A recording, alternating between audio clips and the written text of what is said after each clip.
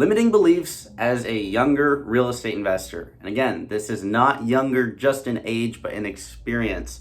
We all start at ground zero. Everybody, regardless of what happens, if you're born into money or not, you have to start at ground zero for building up your knowledge base. There's a lot of limiting beliefs when you get into this space. And by a lot, I mean a lot. When I got started, I had difficulties with talking to people. I used to be super insecure. I was the guy who was afraid to go talk to a cashier at Starbucks or talk to a cashier at McDonald's when I was a kid. I was uncomfortable going and talking with people. So I had this limiting belief that, okay, well, no one wants to hear what I have to say because I'm younger. Nobody wants to hear from the guy who hasn't done this very long. And so I thought that people didn't want to hear from me just because I didn't have experience. And that held me back.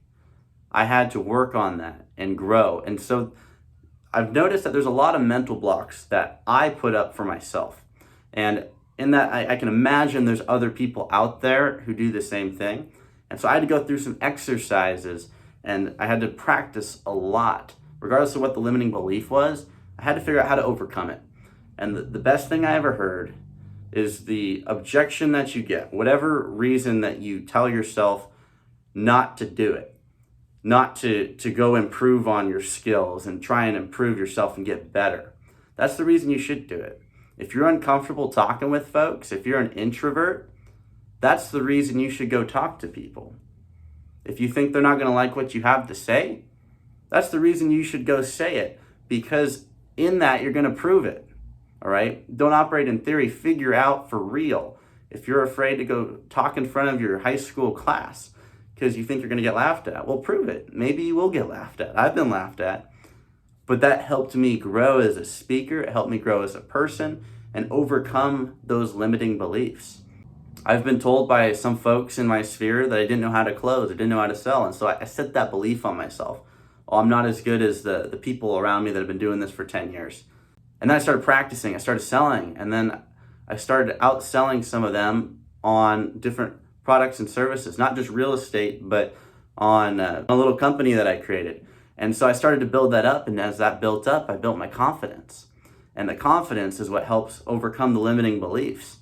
So again, this is just a short video, but whatever the reason is that you shouldn't do it, as far as your self-objection, you're objecting to yourself, you're putting up that smoke screen, the easy out, that's the reason that you should do this, as long as you're working on building up yourself. Now, if it's something negative and you know you shouldn't be doing it, you shouldn't be doing it. But if this is to really work on you and build up your skills, if you feel that you can't do it because someone else in the space is better, that's the reason you should do it. Go prove it to the world, prove it to yourself. Don't operate in theory, and make sure at the end of the day that you're doing it to improve yourself, because little by little, if you get 1% better every single day, you're going to look back on yourself 1 year from now, and you'll be so grateful that you're working on this. So whatever the reason is you put up for yourself not to do it, use that as a reason to go knock it out of the park. I'll see you guys next time.